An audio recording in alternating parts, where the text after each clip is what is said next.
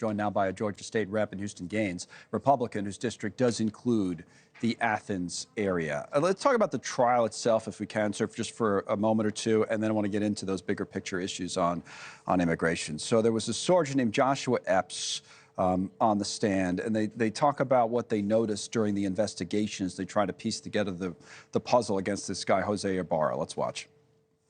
While he was sitting there speaking to us, I also noticed on his left wrist, just below the palm, he had a puncture, maybe a ½ inch wide, that through my experiences of playing sports in high school and receiving the same injury from fingernails in football, I could see like wet flesh, like almost like it was fresh.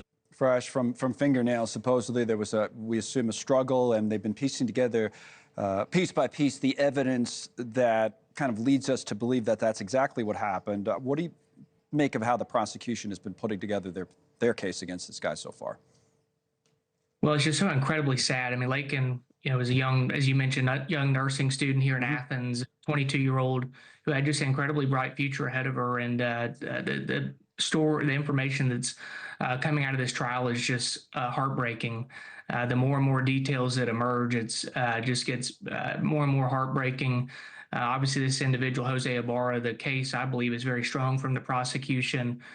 Trial started on Friday. It's interesting that the defense chose a bench trial versus going a jury trial route. And so we expect the trial to last this week and maybe into next week. But believe the evidence is overwhelming. I expect certainly him to be convicted. I think they've done a good job of presenting the case. But it is horrific what happened. I mean, she was a young woman just going out for a run on a place that is very well traveled here in Athens. We haven't had a murder in Athens in decades on campus. Very well traveled area. She was going out, and as the prosecution has laid out, Ibarra was, as the prosecutor put it, hunting for women on campus, and tried to rape Laken Riley, and it's just horrific. She fought back bravely, a hero, for 18 minutes, and it's just absolutely heartbreaking. It really is. It really is. And to your point about going out for a run, I was hearing the report earlier today that it must have been sudden, like she was flying along there, and just really hit her, maybe tackled her, probably is what it sounded like to me, because she'd running like a 7-minute pace. They had the data, and next thing you know, it just stops, and that's it. She's able to dial 911, which in and of itself is amazing, but they, it didn't really hear anything on the call. What are you hearing in your local community? You mentioned how in the introduction to you, were talking about how some of the local Georgia immigration laws are tightening up. What's the conversation from your constituents about this particular case been like? Well, obviously, first and foremost, it's keeping the Riley family and her friends and the entire University of Georgia community in our prayers. Certainly, months ago as this happened, and we got to continue to do that as this trial continues and puts this back in the forefront. And certainly that our prayers must be the number one thing for her family and her friends.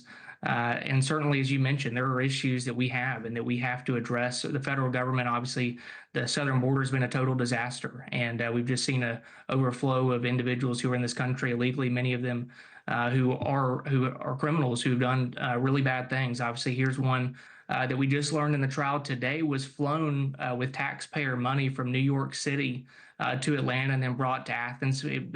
Went to the Roosevelt Hotel, asked for a humanitarian flight to Athens, even though he had a criminal record in New York. Then he had a shoplifting charge here in Athens. This person should not have been on the streets.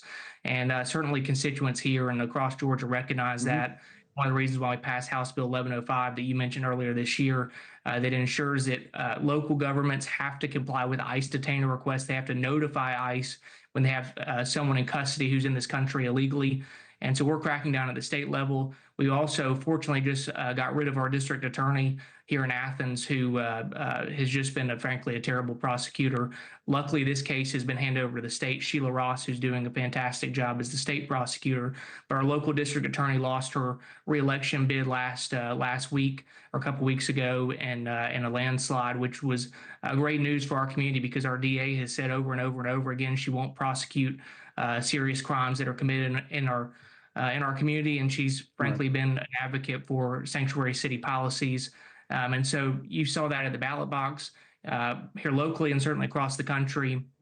People are sick of what's happened with illegal immigration. It has to stop.